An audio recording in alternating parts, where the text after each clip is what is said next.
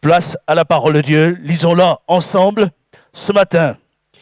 Je vous invite à faire une lecture comme on l'a fait ces derniers temps, toujours dans le livre de Jean, Évangile de Jean. Mais nous irons au chapitre 20. Évangile de Jean, chapitre 20. Et nous lirons à partir du verset 19. Jean, chapitre 20, verset 19. Jésus a été crucifié, mais 3 jours après, il est ressuscité. Et les faits relatés dans ce passage que nous allons lire nous parlent justement du jour, de ce qui s'est produit le jour de la résurrection de Jésus. Et il est dit, le soir de ce jour, qui était le premier de la semaine, les portes du lieu où se trouvaient les disciples étant fermés à cause de la crainte qu'ils avaient des Juifs, Jésus vint, se présenta au milieu d'eux et leur dit, « La paix soit avec vous. » Et quand il eut dit cela, il leur montra ses mains et son côté. Les disciples furent dans la joie en voyant le Seigneur. Jésus leur dit de nouveau, « La paix soit avec vous. Comme le Père m'a envoyé, moi aussi je vous envoie. » Après ces paroles, il souffla sur eux et leur dit, « Recevez le Saint-Esprit.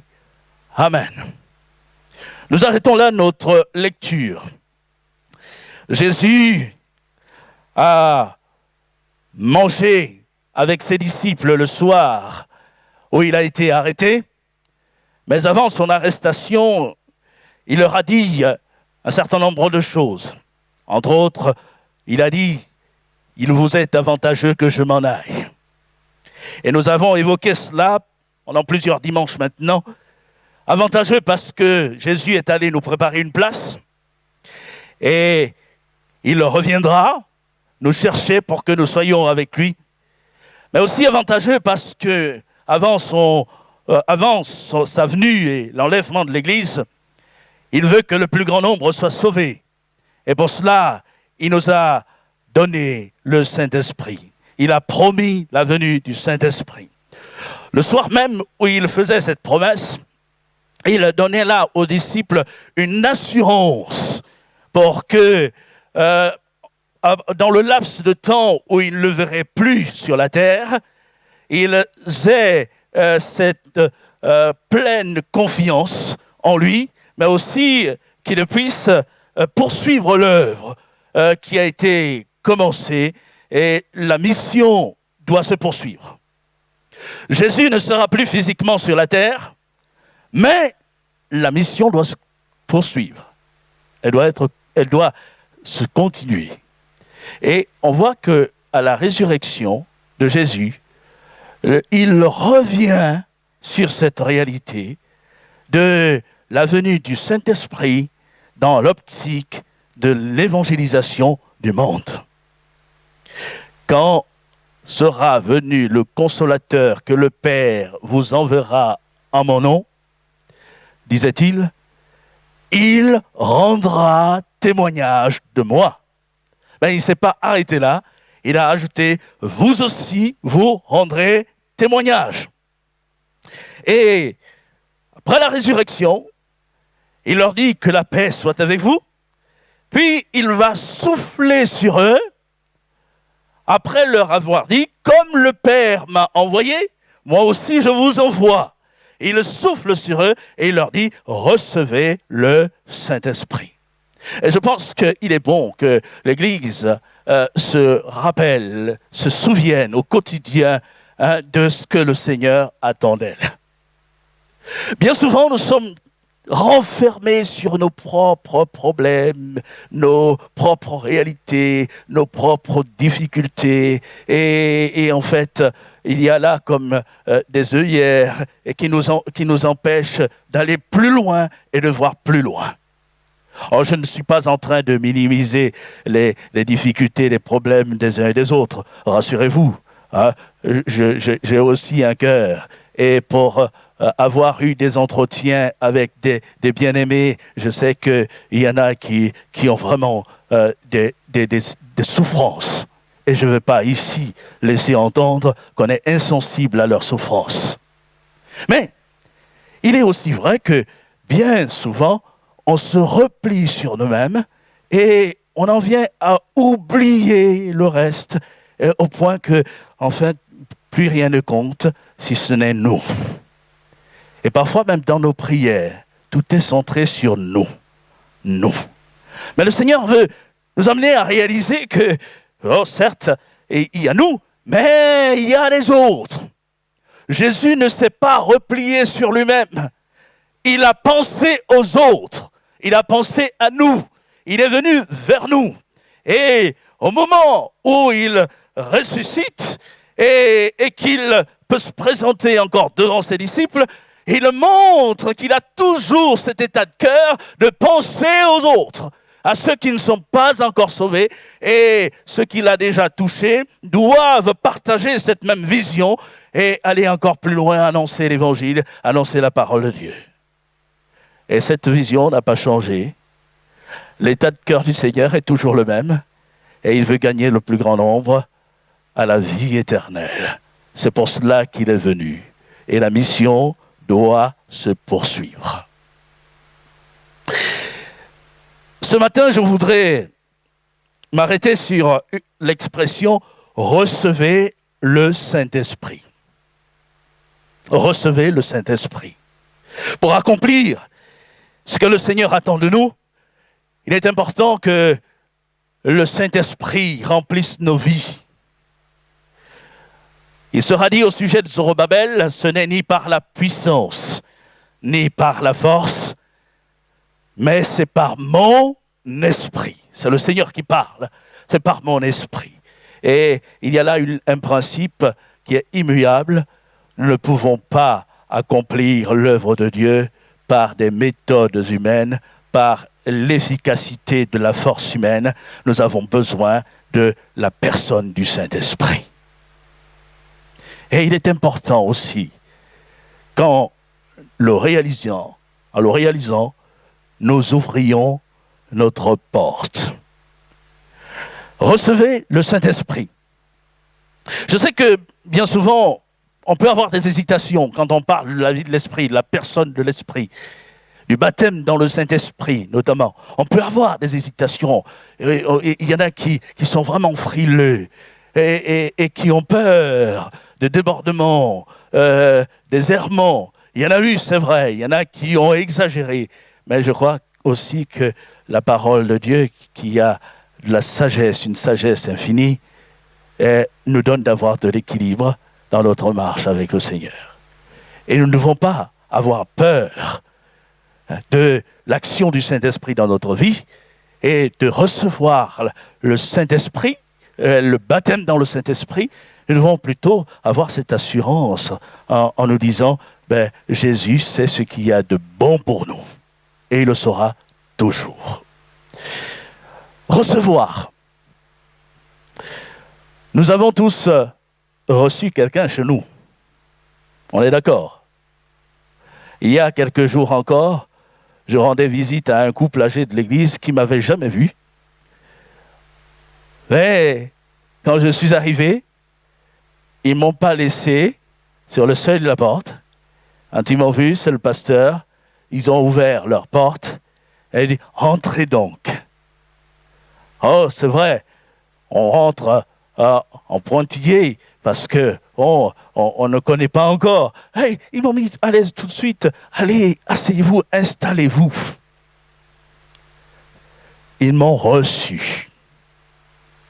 Jésus a pris des réalités courantes de la vie pour nous enseigner des vérités inaccessibles à l'homme, des vérités spirituelles divines. Il a employé un langage humain pour transmettre ces vérités à notre cœur, pour qu'elles soient gravées dans notre cœur. Et il va dire, recevez. C'est une même réalité. Il l'a dit il y a plus de 2000 ans. Mais on sait encore aujourd'hui ce que ça veut dire, recevoir. Il a dit certainement en hébreu ou en araméen, selon la langue qu'il parlait. Mais nous le lisons en français, mais cette réalité est la même aujourd'hui. Quand on reçoit quelqu'un, on ouvre sa porte, on lui fait comprendre. Quand on reçoit avec joie, on lui fait comprendre qu'il est le bienvenu.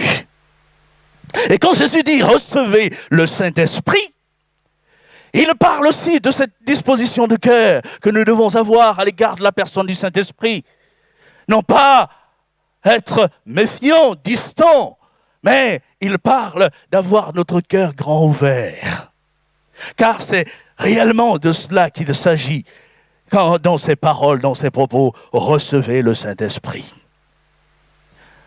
Dans le livre de l'Apocalypse, au chapitre 3, verset 20, connaissons ce passage et nous le citons souvent par cœur, Jésus dit, « Voici, je me tiens à la porte et je frappe.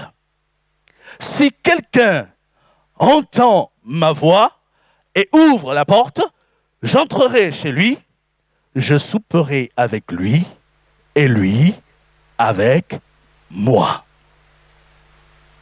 Jésus se tient à la porte. Il veut être reçu. Et il frappe. Bien souvent, on a lu ce texte dans le cadre de nos réunions d'évangélisation, mais il s'adresse à une église. C'est dans les lettres aux églises. Et Jésus peut encore, aujourd'hui, se tenir à la porte de bien des cœurs et dire « Je me tiens à la porte de ton cœur et je frappe. » Parce que parfois, on s'est endormi. Ou alors, bien que l'ayant reçu, mais il n'a plus été le bienvenu. On l'a comme mis à la porte, en suivant bien des choses, en détournant notre attention de lui. Et il y a besoin de se recentrer, de revenir dans une communion véritable avec Jésus. Jésus vient souper avec nous. Et il veut que nous soupions avec lui. Et il y a là un partage, une communion. Réalité d'une communion. Retrouver cette communion. Je retiens l'image, je me tiens à la porte et je frappe. Si quelqu'un entend ma voix et ouvre la porte, si quelqu'un me reçoit, me laisse entrer, on va appliquer cette même réalité à la personne du Saint-Esprit quand Jésus dit « Recevez le Saint-Esprit ». Le Saint-Esprit est descendu du ciel. Il est venu le jour de la Pentecôte et les apôtres l'ont reçu. Jésus a dit, pourtant, il est avec vous. Et il a ajouté, il sera en vous. Et il va parler de deux réalités en fait différentes, distinctes. Il y en a qui disent, oh, il n'y a pas besoin aujourd'hui de recevoir le baptême dans le Saint-Esprit et de prier pour d'aspirer au baptême dans le Saint-Esprit, parce que lorsqu'on se convertit, on l'a déjà reçu. On l'a déjà. C'est vrai? Mais Jésus veut pour ses disciples ce que lui-même a vécu dans les étapes qu'il a connues sur cette terre. Comment Jésus a-t-il été conçu?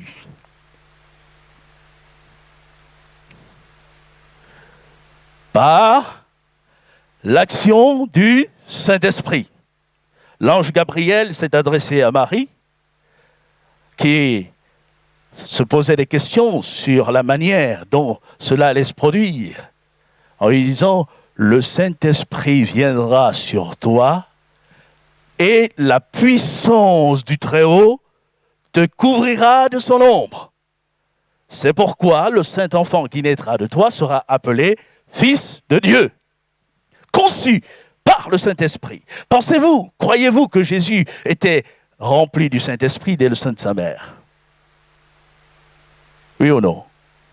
On est d'accord? À sa naissance, il y a eu l'intervention puissante du Saint-Esprit et dès le sein de sa mère, il était rempli du Saint-Esprit. C'est un fait. Et personne ne peut dire le contraire. Et pourtant, lorsqu'il s'est présenté devant Jean-Baptiste et qu'il a été baptisé par Jean-Baptiste, que s'est-il produit? Il est sorti de l'eau, nous dit l'Écriture. Il a prié, le ciel s'est ouvert. Et le Saint-Esprit est descendu sur lui sous une forme visible, comme une colombe, dira l'Écriture. Et ensuite, il y a eu le témoignage du Père.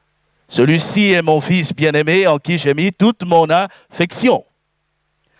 On voit qu'au moment de se faire baptiser, et rappelons que c'est le moment où Jésus va pleinement commencer son ministère pour le remplir sur la terre et va dorénavant se consacrer entièrement à la mission que le Père lui a confiée.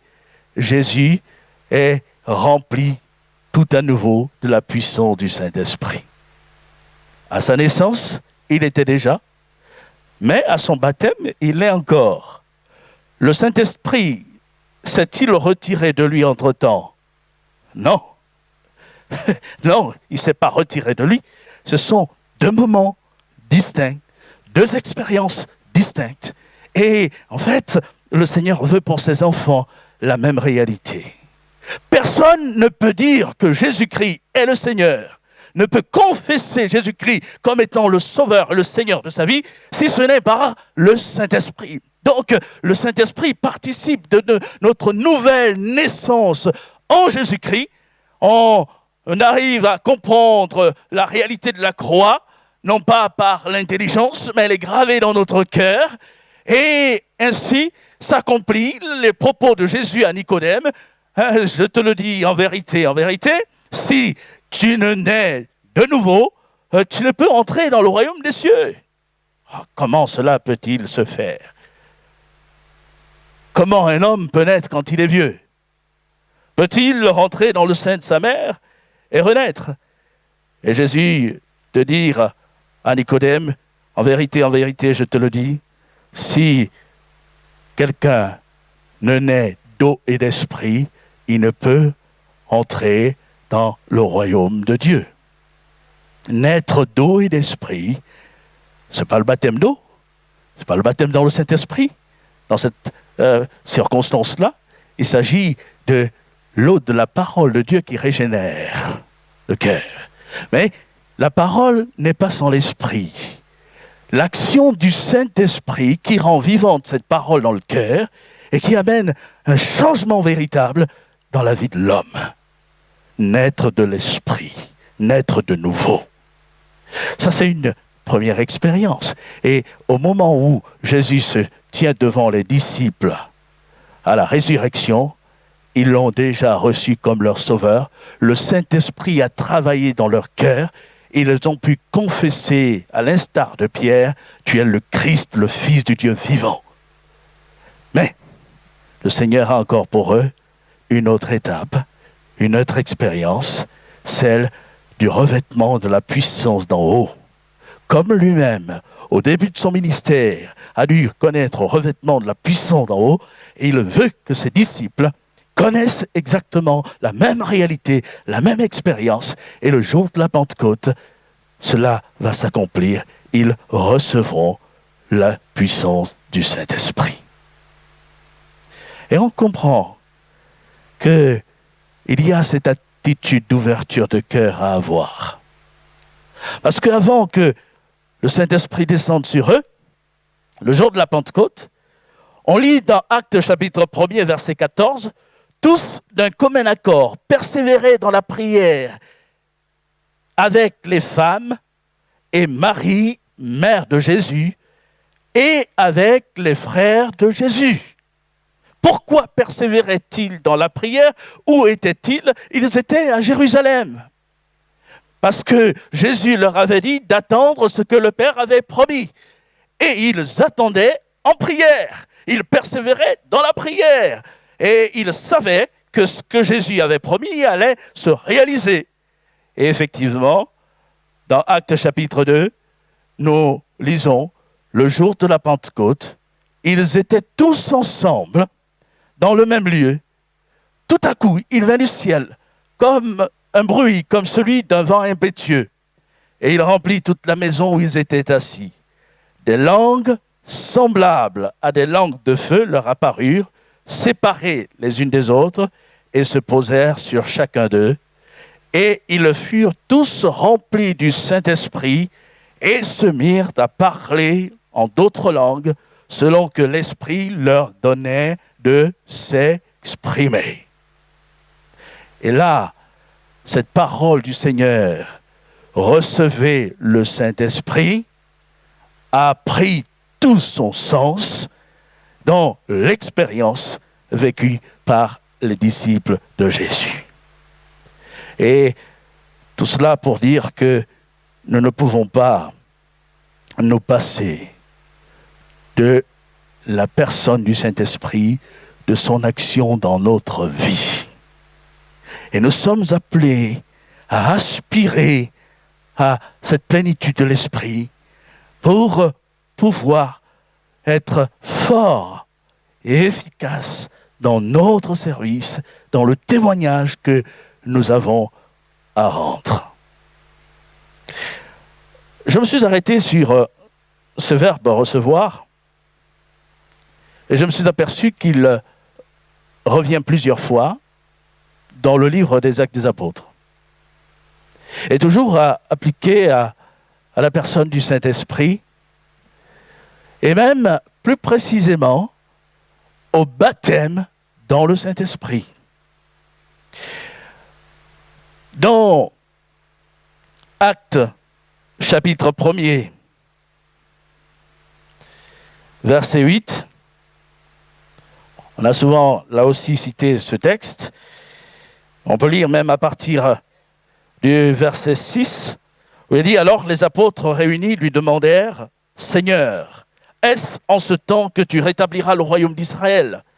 Il leur répondit « Ce n'est pas à vous de connaître les temps ou les moments que le Père a fixés de sa propre autorité, mais vous recevrez une puissance, le Saint-Esprit survenant sur vous, et vous serez mes témoins à Jérusalem, dans toute la Judée, dans la Samarie et jusqu'aux extrémités de la terre. » On lit « Vous recevrez une puissance lorsque le Saint-Esprit surviendra sur vous. » Et on a ce verbe « recevoir » lié encore à la vie de l'Esprit, à la personne du Saint-Esprit venant sur les disciples. Les apôtres l'ont reçu, comme on vient de le dire, le jour de la Pentecôte, et nous l'avons lu dans Actes chapitre 2. Plus loin, toujours au chapitre 2, au verset 38, je passe tout le contexte. Nous savons bien ce qui s'est produit quand le Saint-Esprit est descendu, une foule s'est rassemblée devant le lieu où se trouvaient les disciples, et Pierre a prêché l'évangile. Il a rendu témoignage à Jésus. Et plusieurs ont été profondément touchés. Il nous a dit qu'ils ont eu le cœur vivement touché.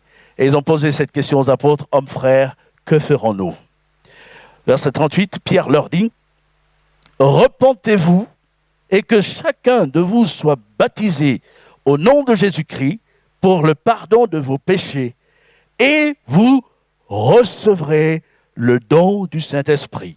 Car la promesse est pour vous, pour vos enfants, et pour tous ceux qui sont au loin, en aussi grand nombre que le Seigneur notre Dieu les appellera. » On voit encore, « Et vous recevrez le don du Saint-Esprit. » Et il ajoute, « Car la promesse est pour vous. »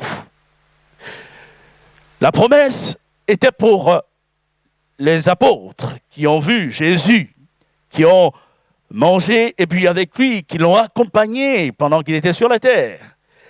Mais la promesse était également pour ceux qui n'avaient pas vu Jésus physiquement, ceux qui venaient d'autres contrées.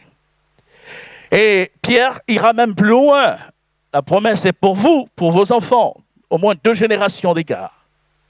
Et il ajoute, et pour tous ceux qui sont au loin, ça ne se limite pas à Jérusalem, en aussi grand nombre que le Seigneur notre Dieu les appellera. Donc en fait, c'est une promesse qui s'étend sur tous ceux qui sont appelés, où qu'ils soient. Et il est difficile de ne pas faire le lien entre ces propos et le baptême dans le Saint-Esprit. Puisque Pierre est en train de le vivre, la foule le voit, le remarque, et il leur dit, mais vous le recevrez aussi. La promesse est pour vous. Et souvent, quand je parle de ces choses, je pose une question. Je dis, le Seigneur appelle-t-il encore aujourd'hui? Qui a été appelé par le Seigneur? Oui, on peut lever la main. Oui, l'évangile, c'est l'appel du Seigneur. Le Seigneur appelle encore, par la prédication de l'évangile, par le témoignage que chacun de nous rendons. Le Seigneur appelle. Et si nous sommes là, rassemblés, le louant avec ferveur, comme nous venons de le faire, c'est parce que nous avons entendu l'appel du Seigneur. Et on établit le lien, la corrélation, en aussi grand nombre que le Seigneur, notre Dieu, les appellera. Si nous avons été appelés par le Seigneur, et nous en sommes conscients, donc la promesse est pour nous. Et cette parole doit avoir son écho dans notre cœur, dans mon cœur. Reçois le Saint-Esprit, et il est pour toi.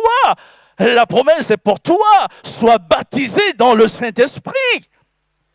Et on ne peut pas se dire, il n'est pas pour moi. On ne peut pas se dire, c'est bon pour les autres. Et on ne peut pas adopter une attitude de découragement en disant, je vais demander, je ne l'aurai pas, je ne l'aurai jamais. Ah non, la promesse est pour toi. La promesse est pour vous. Et il suffit simplement dans ton cœur de garder cette promesse, cette assurance, et de porter tes regards vers celui qui ne ment point, parce que ce qu'il promet, il le réalise. Bien souvent, nous les hommes, nous promettons des choses et parfois nous ne sommes pas capables de les réaliser. On constate nos limites après, on a parlé trop vite, mais le Seigneur ne dira jamais « j'ai parlé trop vite ». Parce que lui, dans ce qu'il dit, c'est peser, c'est mesurer. Et quand il promet, il le réalise. Il a le pouvoir de le réaliser. Et je peux avoir cette assurance. Il a dit, recevez le Saint-Esprit et dire, la promesse est pour moi et je suis appelé à le recevoir. On continue la lecture dans Actes chapitre 8. On va encore retrouver ce verbe recevoir. Au verset 14, très rapidement, préciser le contexte, Philippe, l'évangéliste, est allé dans la ville de Samarie, il a annoncé Jésus, et la ville qui était sous la coupe de l'ennemi, il y avait comme une chape sur cette ville, parce qu'il se trouvait là un magicien qui avait une telle influence sur les gens, qu'ils en étaient complètement subjugués et il lui attribuait même la puissance de Dieu. Alors qu'il n'avait rien avec Dieu, il n'avait rien de commun avec la puissance de Dieu. C'était la puissance des ténèbres. Mais Philippe est venu, il a annoncé Christ et des miracles se sont opérés. Et des démons ont été chassés, des malades ont été guéris. Et on voit la différence, c'est qu'après le passage de Philippe dans cette ville et l'annonce de l'évangile, il nous sera dit, il y eut une grande joie dans la ville.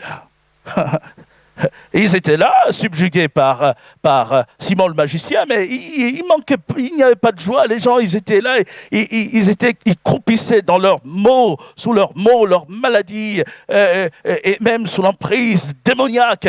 Mais quand Philippe a annoncé l'évangile de Christ, il y a eu la guérison. Le Seigneur de la guérison. Et les démons étaient chassés. Et ceux qui étaient là, tristes, ont recouvré la joie. Alors, on continue. Il est dit, les apôtres qui étaient à Jérusalem, ayant appris que la Samarie avait reçu la parole de Dieu, y envoyèrent Pierre et Jean. Ceux-ci, arrivés chez les Samaritains, prièrent pour eux afin qu'ils reçussent le Saint-Esprit. Car il n'était encore descendu sur aucun d'eux. Ils avaient seulement été baptisés au nom du Seigneur Jésus. Alors Pierre et Jean leur imposèrent les mains et ils reçurent le Saint-Esprit. Ce passage nous éclaire bien sur les deux réalités. Ces hommes avaient confessé Jésus.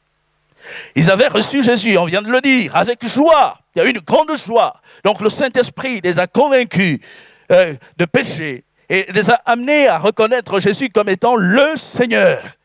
Donc l'Esprit a fait une œuvre dans leur cœur et pourtant il nous est dit ici qu'il n'était encore descendu sur aucun d'eux. Et il a fallu que les apôtres, Pierre et Jean, viennent prier pour eux. Et quand Pierre et Jean ont prié pour eux, ils ont reçu le Saint-Esprit. Il est descendu sur eux. Et ça a été là quelque chose de visible au point qu'il nous sera dit que Simon, le magicien, lorsqu'il vit que le Saint-Esprit était donné par l'imposition des mains des apôtres, donc il a constaté, il s'est passé quelque chose. Et ces gens ont été baptisés dans le Saint-Esprit, ils ont parlé en langue. Et ils ont reçu le Saint-Esprit. On retrouve notre verbe recevoir. Recevez le Saint-Esprit. Et que le Seigneur donne à chacun de vivre aussi cette promesse pour le témoignage. Une dernière lecture. Le temps passe. Chapitre 19. Actes des Apôtres, chapitre 19. On retrouve Paul dans ses voyages missionnaires. Et à son 3e voyage missionnaire, Paul arrive à Éphèse, une ville où le témoignage de l'Évangile a été annoncé déjà par un certain Apollos, homme juif d'Alexandrie, versé dans les Écritures, mais qui ne connaissait que le baptême de Jean. Mais par sa connaissance des Écritures, il enseignait quand même avec exactitude ce qui concerne Jésus. Et Paul arrive, après le passage d'Apollos, il rencontre quelques disciples. Et seulement il relève qu'il manque quelque chose. Et il sera dit, pendant qu'Apollos était à Corinthe, Paul, après avoir parcouru les hautes provinces de l'Asie, arrive à Éphèse. Ayant rencontré quelques disciples, il leur dit, « Avez-vous reçu le Saint-Esprit quand vous avez cru ?» Ils lui répondirent, « Nous n'avons pas même entendu dire qu'il y ait un Saint-Esprit. » Il dit, « De quel baptême avez-vous donc été baptisés ?» Et ils répondirent, « Du baptême de Jean, celui que connaissait Apollos. » Alors Paul dit, « Jean a baptisé du baptême de repentance, disant au peuple de croire en celui qui venait après lui, c'est-à-dire en Jésus-Christ. » Sur ces paroles, ils furent baptisés au nom du Seigneur Jésus. Donc ils ont été baptisés d'eau. Hein? Qu'est-ce que ça veut dire, baptisés au nom du Seigneur Jésus? On voit que Apollos parlait de Jésus avec exactitude. Il démontrait même que Jésus était bien le Christ. Et il manquait quelque chose. Le message de Jean consistait à préparer les gens à accepter Jésus. Repentez-vous, acceptez-le. Et le message d'Apollos sur Jésus était un peu l'écho de celui de Jean. Repentez-vous, acceptez Jésus. Mais le cœur même du sacrifice de Jésus était comme oublié, passé sous silence.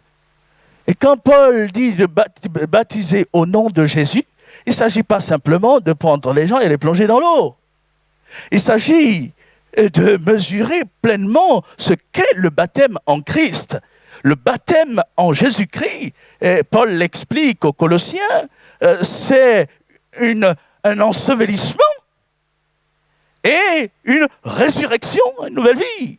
Il s'agit donc de se rapporter à ce que Jésus a fait, s'identifier au sacrifice de Jésus le comprendre. Jésus est mort à la croix pour moi. C'est pour mes péchés qu'il est mort à la croix. Je crois que ce qu'il a fait, il l'a accompli pour que je sois pardonné, que je meure à ma vie passée et que je connaisse une vie nouvelle. Et sur cette base, je me fais baptiser au nom de Jésus-Christ. Je m'engage avec Jésus-Christ à le suivre et à marcher avec lui. Alors, c'est bien de préciser ces choses. Baptême au nom de Jésus-Christ, identification à la mort et à la résurrection de Jésus. Bon, c'était là une parenthèse, mais c'est quand même important de préciser parce qu'il y a des choses qui peuvent encore être un peu floues dans notre tête. Mais ces gens vont être baptisés au nom de Jésus. Ça y est, ils ont compris toute la teneur de l'œuvre de Jésus à la croix. Ensuite, Paul ne va pas dire, c'est bien, maintenant vous êtes baptisés au nom de Jésus, c'est bon. Mais il va prier pour eux. Et là va s'accomplir ce qu'il attend d'eux. Ce qui justifie la question, avez-vous reçu le Saint-Esprit quand vous avez cru? Et au verset 6, lorsque Paul leur eut imposé les mains, le Saint-Esprit vint sur eux et ils parlaient en langue et prophétisaient. Et je peux ajouter, Paul ne leur a plus jamais posé la question après, avez-vous reçu le Saint-Esprit? Parce que là, ils l'ont reçu. Ils l'ont bel et bien reçu. Et on comprend qu'il est pour nous. Et il est important dans notre vie, le témoignage, d'être revêtu de la puissance du Saint-Esprit. Et il est important aussi de ne pas se fermer dans son cœur à la vie de l'Esprit, à la personne du Saint-Esprit, au baptême du Saint-Esprit. Il faut prier. Alors, le temps me manquerait, il faudrait tout un séminaire pour aborder cela, mais nous avons le temps, on y reviendra. On y reviendra, mais d'ores et déjà, avec le peu qu'on a partagé, je voudrais vraiment encourager chacun d'entre nous à se tenir devant Dieu. Et même si on a déjà été baptisé du Saint-Esprit, on lit au chapitre 4 des Actes des Apôtres, après la persécution qui s'est élevée parmi les disciples de Jésus, que les apôtres vont encore être remplis du Saint-Esprit. Ils vont prier d'une même voix avec l'Église en demandant au Seigneur de donner à ses serviteurs, d'annoncer l'Évangile avec assurance. Seigneur, vois leurs menaces et donne à tes serviteurs d'annoncer la bonne nouvelle, l'Évangile avec assurance. Et le lieu où ils étaient rassemblés trembla. Ils furent tous remplis du Saint-Esprit. Et pourtant, il avait déjà été le jour de la Pentecôte, mais ils ont encore été tous remplis du Saint-Esprit. Tout ceci pour dire qu'on en a toujours besoin. Et il y a besoin de ce renouveau de l'Esprit dans notre vie. As-tu été baptisé dans le Saint-Esprit? C'est bien. Mais il faut l'entretenir. Est-ce que tu continues à parler en langue? Est-ce que tu pries encore en langue? Si oui, c'est bien. Alors, persévère, continue. Mais si tu l'as vécu un jour et puis tu t'es tu n'as plus persévéré dans cette vie de l'esprit en parlant en langue pour t'édifier comme nous enseigne l'Écriture, il y a besoin aussi peut-être d'un renouveau. Et dire, Seigneur, oui, je veux me retenir, je veux me replacer devant toi pour que tu me renouvelles. Juste un témoignage, le Seigneur est celui qui connaît nos cœurs. Quand on a un cœur ouvert pour recevoir, le Seigneur sait accorder sa grâce et sa bonté. Il y a quelques années, une personne qui venait juste de se faire baptiser a osé s'inscrire dans un programme de chaîne de prière qu'on mettait en place. Alors c'était une chaîne de prière, une plage d'une heure de prière chacun. On faisait sur 2-3 jours. Et la personne s'est inscrite. Et en regardant la liste, j'étais très heureux de voir son nom. Mais il a fait un pas. sans mesurer vraiment ce qui l'attendait. Parce que tout de suite après, oh là là, mais comment, qu'est-ce que j'ai fait? Comment je vais faire pour tenir 1 heure dans la prière? J'ai osé. Et puis, bon, il ne pouvait pas se retirer de la liste. Là, quand sa plage horaire est arrivée, il a commencé à prier. Il s'est dit, ouh, ça va être long. Je ne sais pas ce que je vais faire pendant cette heure. Il a commencé à prier, à ouvrir la Bible. Et puis, le Seigneur qui voyait les dispositions de son cœur lui a fait grâce. Il était seul dans sa chambre. Ce jour-là, le Saint-Esprit est descendu sur lui. Il a été baptisé du Saint-Esprit. Et à partir de ce moment-là, il n'a pas trouvé le temps long. Ça a été même très court. Parce que la présence de Dieu, rempli du Saint-Esprit, baptisé dans le Saint-Esprit, le cœur était ouvert. J'ai entendu un autre témoignage, une sœur, très rapidement, qui me racontait comment elle a été baptisée dans le Saint-Esprit. Une après-midi, elle était chez elle. Elle aimait bien un feuilleton, une série du reste, Columbo. Elle regardait la série, elle était là. Et à un moment dans son cœur, le Seigneur lui dit, va dans ta chambre, éteins la télé, prie. Oh Seigneur, quand même, il y avait du suspense. Ceux qui connaissent bien Columbo, Seigneur, quand même, je vais attendre, je vais finir de regarder l'épisode. Non, va maintenant dans ta chambre, mets-toi à genoux et prie. Bon, au bout d'un moment, elle dit, ok Seigneur. Elle a éteint la télé, elle est allée dans sa chambre, s'est mise à genoux, elle a commencé à prier. Et là, le Seigneur l'a visitée, le Saint-Esprit est descendu, elle a été baptisée dans le Saint-Esprit, elle s'est mise à parler en langue, à louer le Seigneur. Ça valait le coup d'arrêter la télé.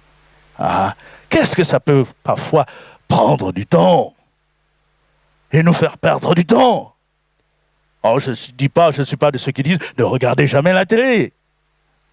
Moi-même, je prends le temps de regarder.